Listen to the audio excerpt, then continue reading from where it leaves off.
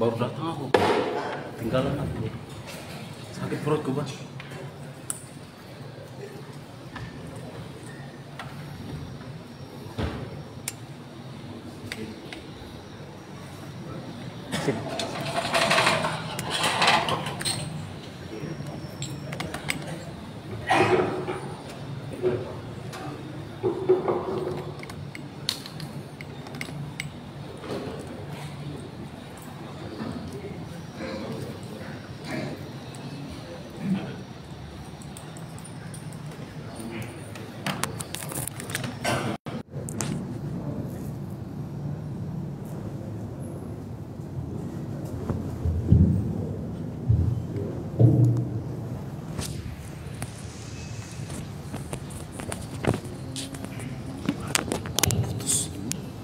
Putus kemarin itu Palestina atau ada di belakang nanti saya nyampe.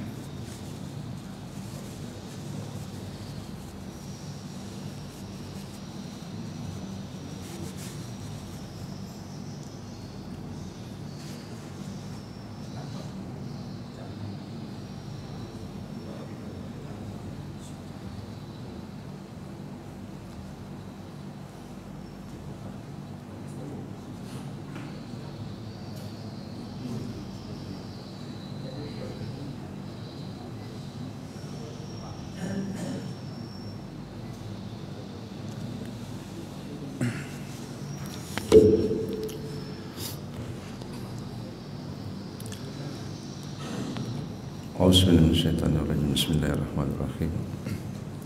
Assalamualaikum warahmatullahi wabarakatuh.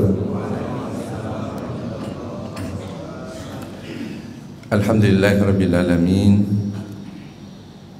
Wa bihi nasta'in ala umuri dunya waddin. Wassalatu wassalamu ala asrafil anbiya'i wal mursalin wa ala alihi wa ashabihi ajma'in. Amma ba'd. Alhamdulillah, puji dan syukur senantiasa kita panjatkan kehadirat Allah Subhanahu wa taala atas segala nikmat yang Allah berikan kepada kita, termasuk diantaranya nikmat kesehatan, nikmat kekuatan, teristimewa pada nikmat iman dan Islam. Mudah-mudahan nikmat yang Allah berikan kepada kita bisa manfaatkan dalam rangka mewujudkan pengabdian kita kepada Allah Subhanahu wa taala. Salawat dan salam senantiasa kita aturkan kepada junjungan kita Nabiullah Muhammad sallallahu alaihi wasallam sebagai perwujudan keyakinan kita atas diutusnya Nabi kita Muhammad sallallahu alaihi wasallam di atas dunia sebagai rahmatan lil alamin. Dan kita berharap bahwa di yaumil qiyamah kita semua diakui sebagai pengikutnya setia. Jamaah subuh yang dirahmati Allah, kita patut bersyukur pada subuh hari ini. Alhamdulillah kita dibangunkan oleh Allah setelah tadi malam kita dimatikan beberapa jam. Kita terjaga, kita bangun, dan kita mengucapkan alhamdulillahilladzi ahyana ba'da ma amatana wa ilaihin nusyur. Begitu kita terjaga, sadar, dan alhamdulillah kita langsung cuci tangan, cuci muka, atau mungkin ada yang mandi subuh. Dan itulah barangkali salah satu nikmat bagian-bagian nikmat Allah. Begitu kita tersadar dan langsung kita ingin menunaikan kewajiban kita kepada Allah Subhanahu wa taala. Pada subuh hari ini tentu materi yang akan saya sampaikan adalah materi yang sudah lumrah, yang sudah biasa, dan sudah mungkin kajian beberapa para kiai, para ustadz, para mubalik yang lain adalah materi yang sudah diulang-ulang. Tapi walaupun demikian tentu sesuatu kebaikan yang diulang-ulang insya Allah tetap kita akan mendapatkan, semoga bermanfaat di dalam peningkatan ketakwaan kita kepada Allah Subhanahu wa taala, dan sekaligus bagaimana meningkatkan pemahaman kita terhadap syariat, khususnya pada subuh hari ini adalah ingin mengulangi kembali bagaimana mewujudkan rasa cinta kita kepada Nabi kita Muhammad SAW melalui yang sering dilakukan oleh umat Islam di Indonesia, yakni Maulid Nabi. Tentu Maulid ini ada khususnya masyarakat Indonesia, dan saya sendiri pada bulan Maulid ini hampir setiap hari kemana-mana diundang untuk ceramah Maulid. Dan ada kebiasaan yang menarik, setiap saya datang pasti ada pisang di tengah masjid. Batang pisang maksudnya, batang pisang yang berbuah telur. Jadi daun pisang berubah menjadi macam-macam lah bentuknya. Jadi pada suatu kesempatan saya tanya, ini sokok ini yang berwarna-warni itu apa tujuannya? Itu pernah saya tanya salah satu panitia. Anu Pak, mewujudkan kita kecintaan kita kepada Nabiullah Muhammad sallallahu alaihi wasallam yang biasa disebut dengan puncak Rasul. Jadi sokoknya itu yang bawah putih, yang di atasnya hitam, di atasnya kuning.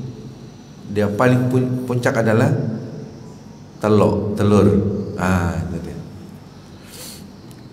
Dan saya bilang, kalau tidak ada ini bagaimana? Tidak jadi. Oh begitu ya. Kalau tidak ada jadi katanya itu tidak jadi Maulid. Oh gitu. Jadi sebetulnya niatnya baik. Niatnya baik sekali niatnya. Cuma barangkali ini perlu meluruskan. Jadi meluruskan. Jadi saya bilang, ini batang pisang yang berbuah telur itu apa? Inilah bukti kecintaan kita kepada Rasulullah sallallahu alaihi wasallam. Oh, gitu. Jadi saya tinggal mengangguk-angguk. Oh iya. Jadi begitu saya memberikan materi, baru ternyata sesudah saya ceramah dikasih duduk. Ustaz, duduk dulu, jangan kemana-mana. Kenapa? Ada mau saya tanyakan ceramah Ustaz itu. Ditantang. Ya udah. Persoalan yang menarik yang kedua adalah anak-anak berlomba narik dari batang pisang sehingga apa? Tertusuk sini.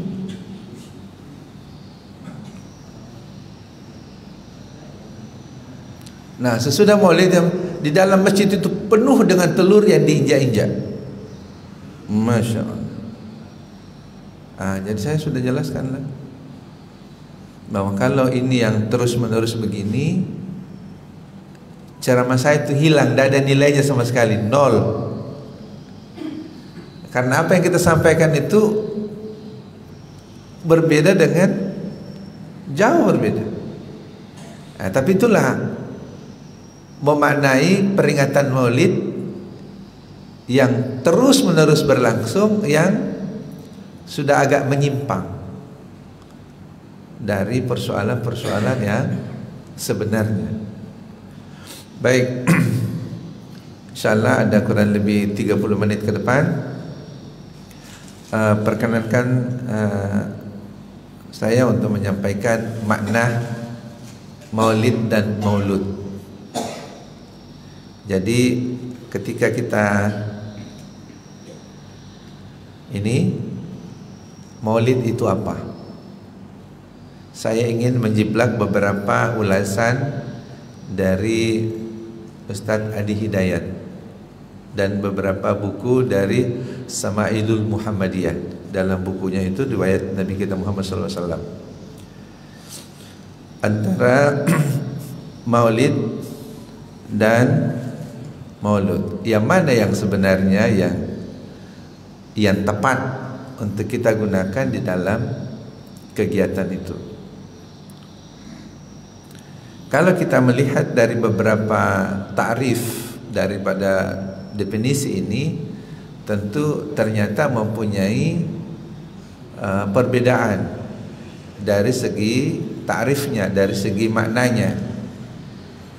Saya sengaja memang menulis bahasa Indonesia supaya kita lebih mudah memahaminya.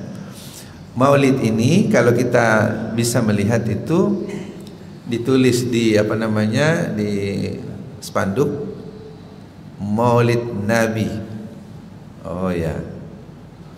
Tapi kalau kita tanya bagaimana dengan Maulud Nabi atau Maulidin Nabi atau Mauludun Nabi? Nah, ternyata Maulid ini kalau kita melihat secara ta'rifnya, esensialnya adalah Maulid itu adalah waktu kelahiran. Jadi waktu kelahirannya. Masyarakat Indonesia sekarang selalu mengidentikan dengan ulang tahun. Kemudian Maulud itu adalah bayinya, bayi yang lahir. Jadi ada waktu, ada bayinya. Kalau begitu yang mana yang paling tepat? Saya kira dua-duanya. Jadi tidak ada yang salah menyangkut masalah maulid atau maulud. Maulidin Nabi, mauludun Nabi. Jadi tarifnya inilah yang memberikan pengertian bahwa masyarakat Indonesia itu memang hebat-hebat. Walaupun beberapa kali saya ke Mekah itu belum pernah saya dapati, karena mungkin saya tidak tinggal di Timur Tengah, belum pernah saya dapati orang yang melaksanakan maulid. Nah, tapi kalau di Berau pada bulan maulid, oh luar biasa. Di mana-mana kita makan sokok. Jadi jamaah yang dirahmati Allah, kelihatan perbedaannya antara maulid dengan maulud. Maulid kaitannya dengan waktunya, sementara maulud kaitannya dengan bayi yang lahir pada saat itu.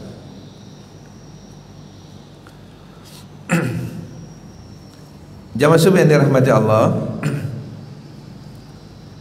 Allah Subhanahu wa taala mengingatkan kepada kita semua, dan kita sudah hafal ayatnya, diabadikan di dalam Al-Qur'an. Bismillahirrahmanirrahim. Laqad kana lakum fi Rasulillahi uswatun hasanah liman kana yarjullaha wal yawmal akhirah wa saqarallaha katsira. Artinya sesungguhnya telah ada pada diri Rasulullah itu suri teladan. Jadi kita garis bawahi suri teladan.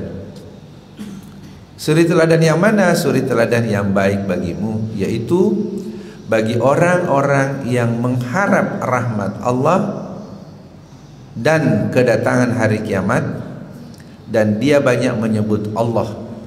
Al-Quran surah Ahzab surah 33 ayat 21. Saya kira ini kita sudah hafal semuanya. Jadi Allah sendiri mengabadikan di dalam Al-Quran, laqad kana lakum fi rasulillahi uswatun hasanah. Sungguh pada diri Rasulullah itu terdapat uswatun hasanah. Ya. Jadi memang Allah sudah mengakui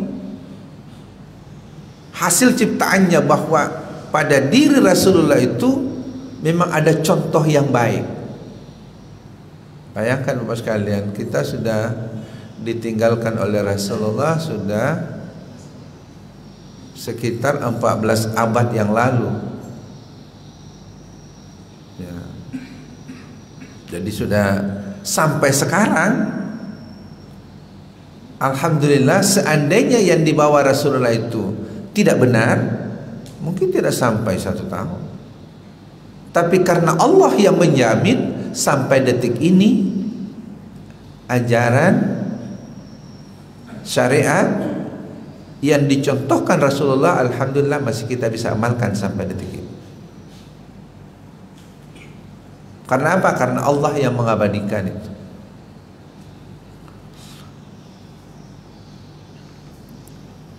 Kita ingin lihat sepintas kondisi masyarakat sebelum lahir Nabi kita Muhammad SAW. Jadi masyarakat Arab pada saat itu dan sampai sekarang itu adalah masyarakat pedagang. Ya.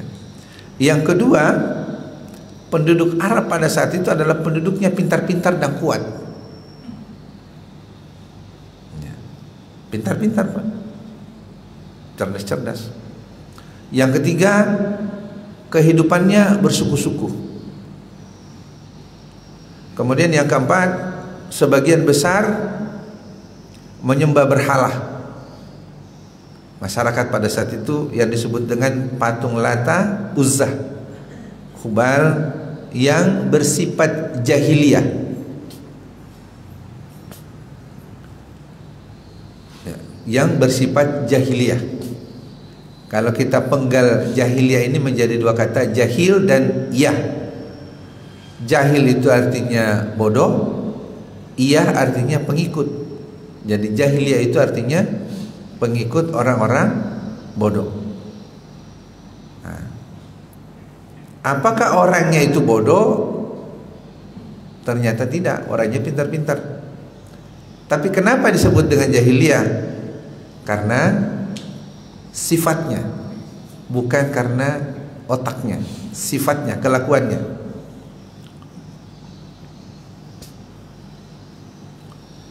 Suku yang pertama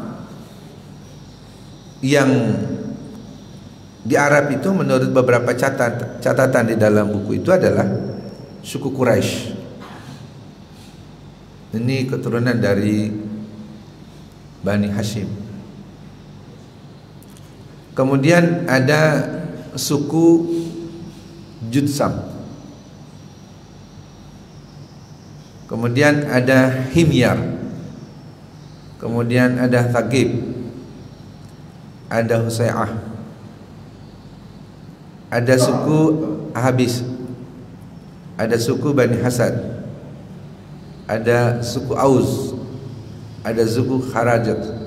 Ada suku Jurham. Dari suku-suku ini, suku Quraisy lah itulah yang paling terkenal sesuai dengan silsilahnya. Tapi menurut catatan di dalam buku apa yang ditulis oleh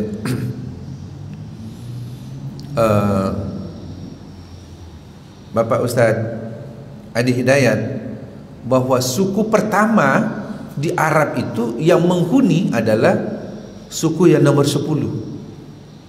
Suku namanya Jurhum. Ya. Tapi suku yang garis keturunannya dari Nabi Ibrahim, Nabi Ismail sampai ke Rasulullah adalah suku Quraisy. Kalau suku Juz'am ini adalah rata-rata suku Arab yang menghuni bagian utara dan bagian selatan di Arab Saudi. Ini salah satu contoh suku Quraisy.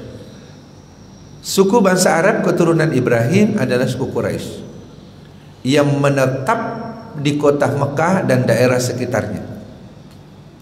Makanya suku Quraisy ini sangat ditakutin pada saat itu. Rasulullah SAW adalah keturunan Bani Hasim dari suku Quraisy dan kakeknya Abdul Muttalib. Abdul Muttalib ini adalah nenek orang tua dari Abdullah. Abdullah adalah orang tua dari Nabi kita Muhammad SAW. Suku Juz'am atau Bani Juz'am ini adalah kabilah yang menempati bagian selatan dan bagian utara Jazirah Arab pada abad ke-5 dan 8 Masehi, masa Romawi Timur dan awal masa Islam. Ya.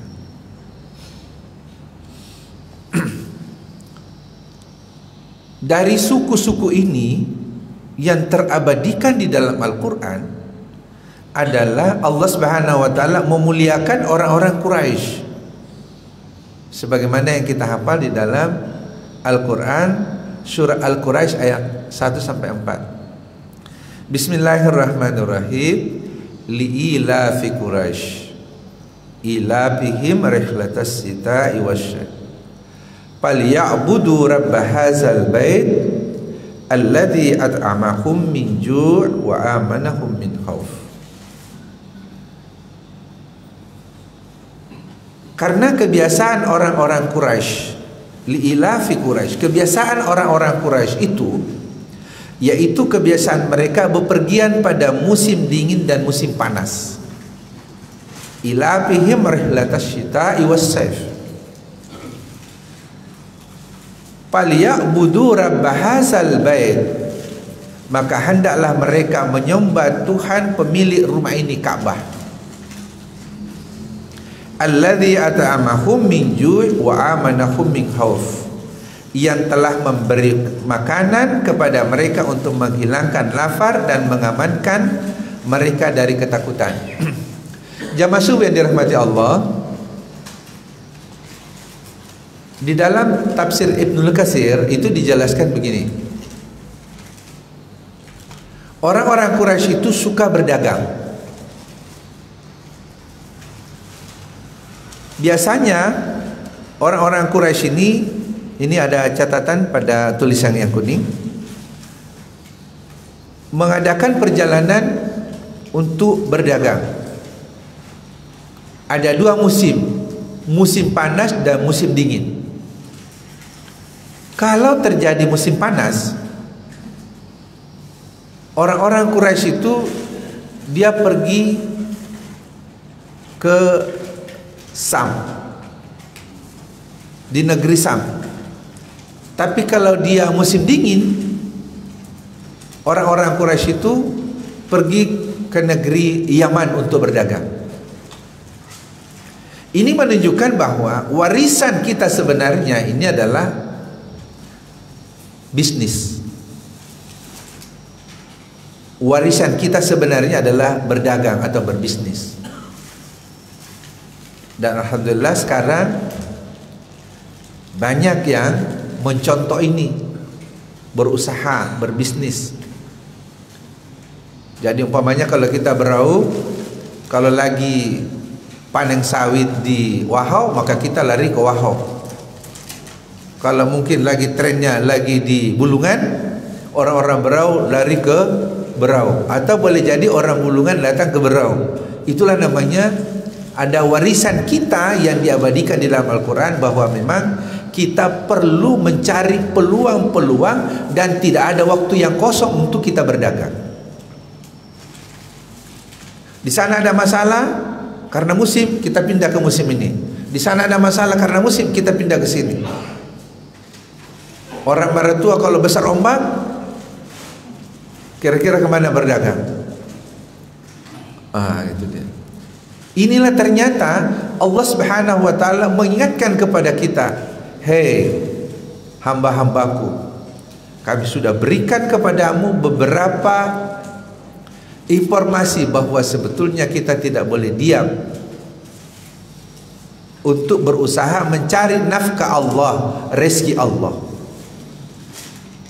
Kemudian orang-orang Quraisy menurut penjelasan ini adalah setiap dia pergi ke suatu negara itu selalu mendapatkan perlindungan dari, di sini dikatakan mendapatkan jaminan dan pengamanan, termasuk makanan-makanan pada saat mereka kekurangan bahan makan. Umpamanya dia ke Sam, kekurangan makanan. Raja Sam atau Raja Yaman itu memberikan pengamanan yang luar biasa dan pelayanan terhadap kekurangan-kekurangan mereka. Itulah suku-suku Quraisy. Alhamdulillah, di dalam perjalanan sejarah ternyata Nabi kita Muhammad SAW adalah keturunan suku Quraisy.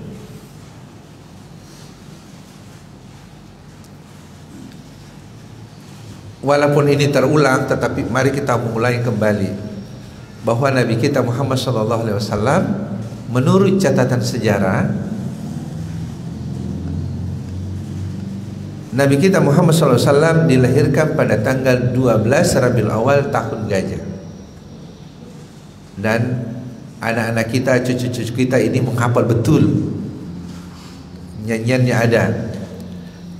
Di dalam catatan sejarah ada ulama yang mengatakan bahwa tanggal 12 Rabiul Awal itu bertepatan dengan tanggal 20 April tahun 571 Masehi. Ayah Rasulullah namanya Abdullah bin Abdul Muttalib, ibunya Siti Aminah. Ayahnya wafat sewaktu Nabi masih dalam kandungan. Berarti Nabi kita Muhammad SAW itu beliau tidak pernah melihat wajah mukanya ayahnya.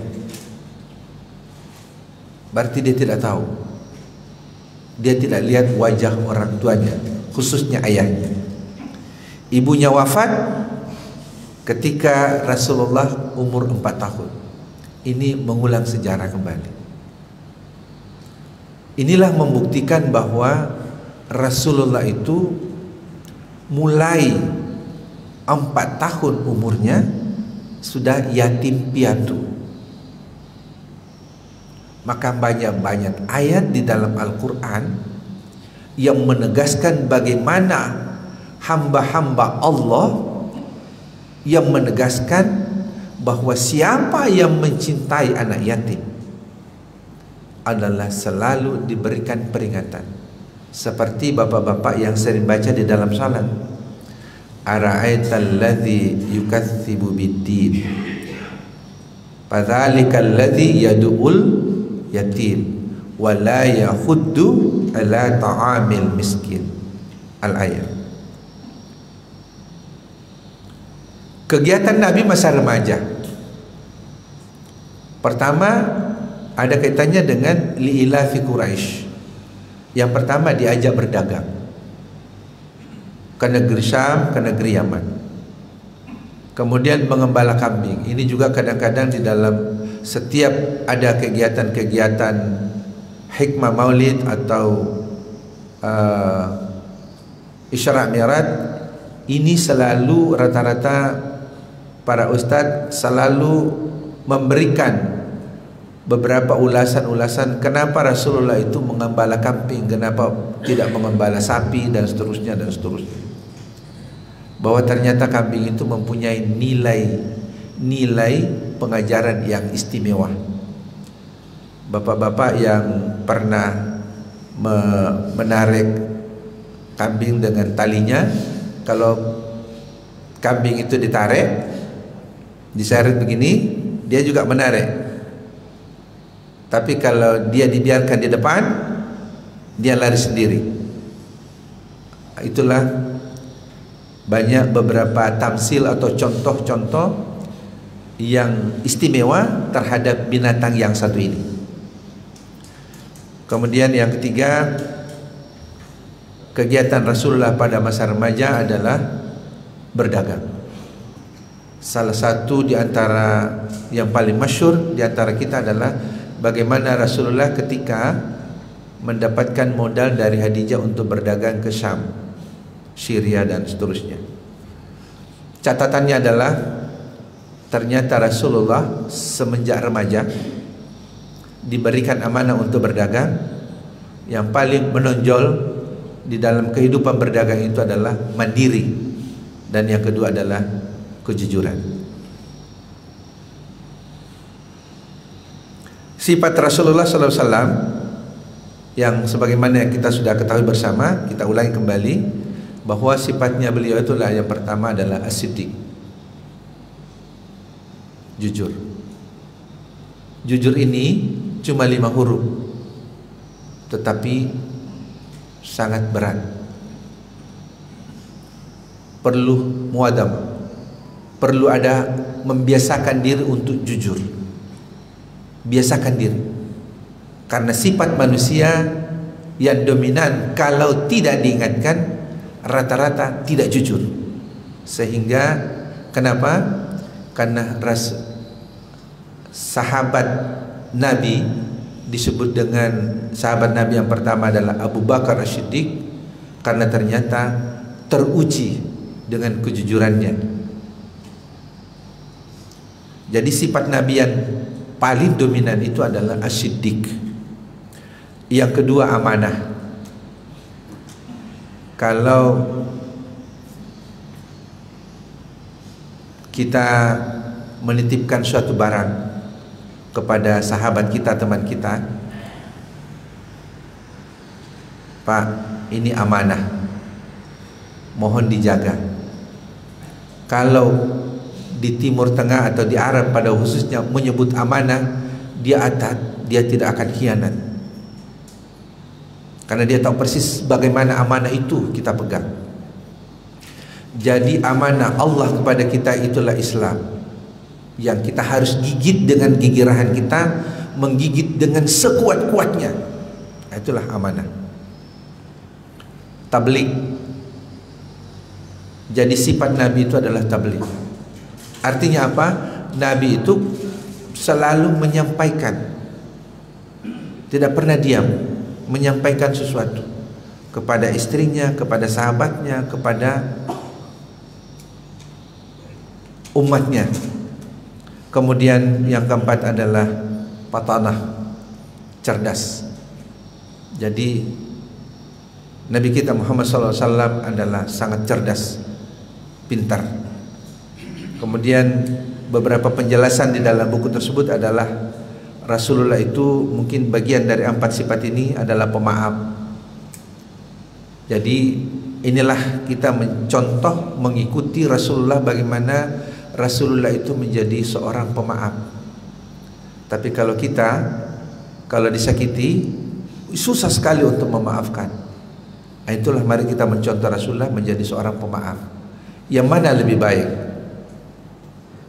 Memaafkan atau minta maaf? Ternyata yang lebih baik itu adalah memaafkan.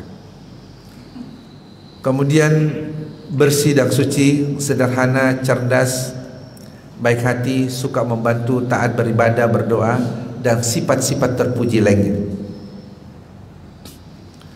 Di dalam Al-Quran surah Al-Qalam ayat 4, wa innaka la'ala khuluqin azim. Ini didahului dengan surah Al-Qalam dengan nun wal qalami wa ma yasturun, sehingga pada ayat tempat ini wa innaka la'ala khuluqin azim, dan sesungguhnya kamu itu benar-benar berbudi pekerti yang agung, budi pekerti yang mulia. Jadi jaminan Allah itu sudah ada.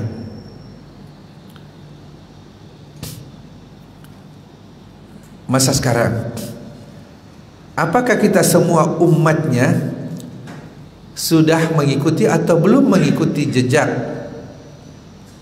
atau mengidolakan beliau Rasulullah SAW dalam segala hal?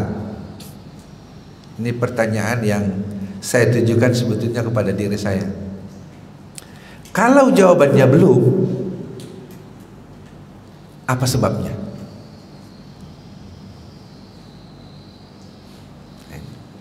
Ini materi yang sudah berulang-ulang. Salah satu penyebabnya di antara sekian banyak penyebab adalah yang pertama, jauhnya manusia dari Al-Quran dan Sunnah. Yang kedua, ini tambahan penjelasan saya saja. Gelar semakin tinggi, akal sehat semakin rendah. Yang ketiga, pengobatan semakin canggih, kesehatan semakin buruk. Yang keempat, traveling keliling dunia tetapi tidak kenal dengan tetangganya sendiri. Saya banyak mendapati Bapak sekalian, tetangganya meninggal, dia tidak tahu. Tetangganya sakit, tidak tahu.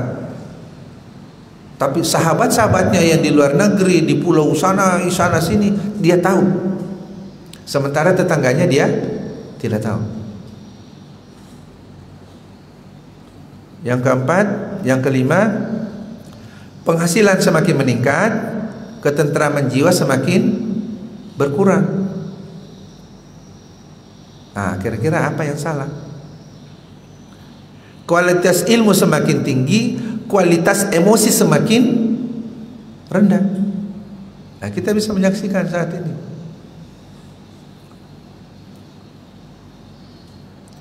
Jumlah manusia semakin banyak, rasa kemanusiaan semakin menipis.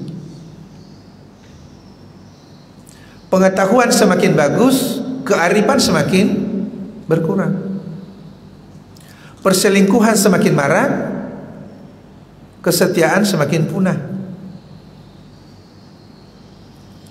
Semakin banyak teman di dunia maya, tetapi tidak ada sahabat yang sejati. Minuman semakin banyak jenisnya, air bersih semakin berkurang jumlahnya. Ilmu semakin tersebar, adab dan akhlak semakin lenyap. Belajar semakin mudah, guru semakin tidak dihargai. Kita bisa melihat itu saat ini, Bapak sekalian. Teknologi semakin canggih, fitnah dan apa itu kok dan air semakin tersebar. Ya, fitnah lah, aib bukan air maksudnya, aib.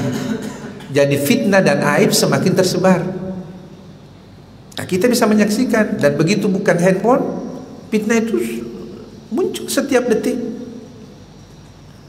Nah, inilah perlunya kita ada filter, Bapak sekalian. Jadi semakin hari kita ini semakin banyak tantangan. Bagaimana kita hari ini jauh lebih baik dibandingkan dengan hari yang kemarin. Itulah biasa disebut dengan husnul khotimah. Jadi husnul khotimah itu bukan nanti meninggal dunia baru kita menyebut husnul khotimah. Husnul khotimah sebetulnya harus diucapkan sebelum kita meninggal. Kalau sudah meninggal, inna lillahi wa inna ilaihi raji'un. Jadi husnul khatimah ini seterusnya kita ucapkan setiap saat. Bagaimana kita mewujudkan cinta, rasa cinta kita kepada Rasulullah? Ada beberapa saya simpulkan di sini. Yang pertama, mentauhidkan Allah dulu. Itu bisa dilihat di surah An-Nahl ayat 36. Kemudian kita mempelajari dan memahami dan mengamalkan Al-Quran. An-Nahl ayat 89. Kemudian kita berusaha semaksimal mungkin sesuai dengan kesanggupan kita meneladani segala ucapan dan perbuatan Nabi. Sebab apa sekalian? Di antara kita ini tidak ada yang sama. Dan Allah mengabadikan di dalam Al-Quran, la yukallifullahu nafsan illa usaha. Allah itu tidak membebani hambanya kecuali sesuai dengan kemampuannya.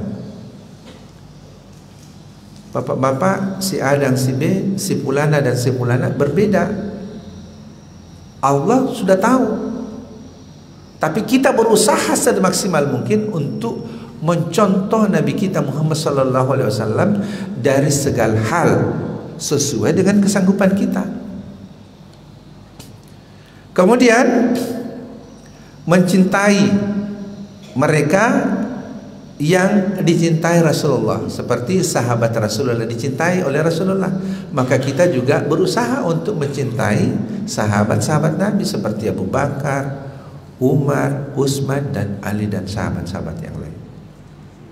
Kemudian yang berikutnya adalah mengemban rasa risalah beliau. Alhamdulillah hari ini kita bisa secara kontinu dengan istiqomah dan rasa ikhlas senantiasa mengembangkan risalah-risalah Rasulullah Nabi kita Muhammad sallallahu alaihi wasallam.